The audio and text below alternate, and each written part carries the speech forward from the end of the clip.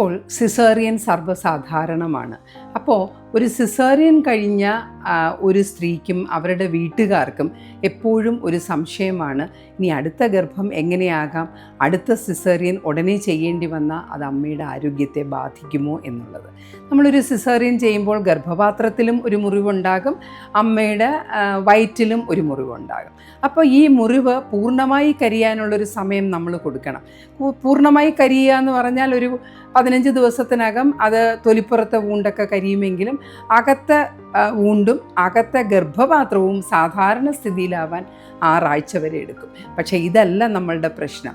ഈ വയറ്റിലുള്ള ആ ഒരു മുറിവിന് പഴയതുപോലത്തെ ഒരു ശക്തി കിട്ടണമെങ്കിൽ 6 മാസം തുടങ്ങി 2 വർഷം വരെ എടുക്കും.